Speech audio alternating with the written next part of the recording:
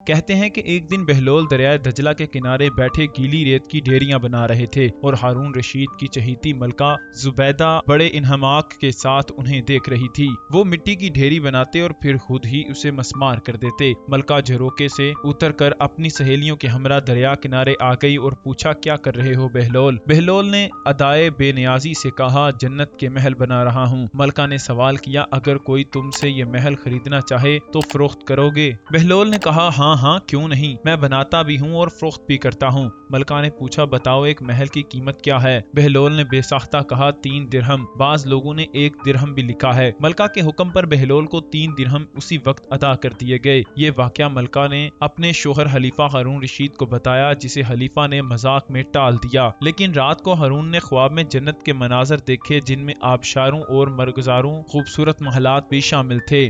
سرخ یاقوت کے ایک محل پر اس نے زبیدہ کا نام بھی لکھا دیکھا۔ ہارون نے سوچا کہ دیکھوں تو صحیح، کیوں یہ میری بیوی کا گھر ہے؟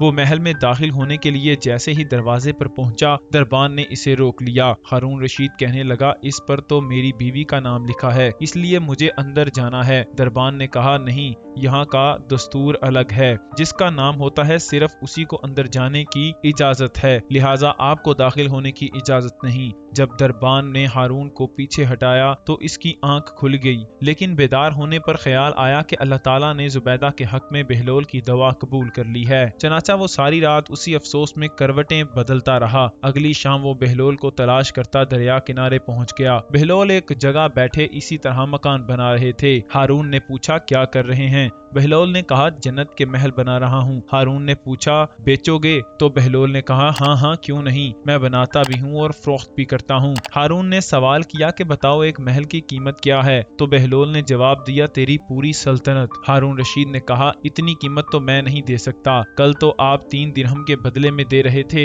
اور آج پوری سلطنت مانگ رہے ہیں۔ بہلول دانا نے کہا، خلیفہ کل بن دیکھے معاملہ تھا اور آج تم محل دیکھ کر آئے ہو۔ خلیفہ یہ سن کر مایوسی سے گھٹنوں کے بل بہلول دانا کے سامنے بیٹھ گیا اور کہنے لگا، حضرت آپ مجھ سے میری ساری سلطنت لے لیں لیکن مجھے ایک محل دے دیں۔ جب بہلول دانا نے خلیفہ کی عاجزی دیکھی تو کہا کہ تمہاری اس سلطنت کا کیا کروں گا؟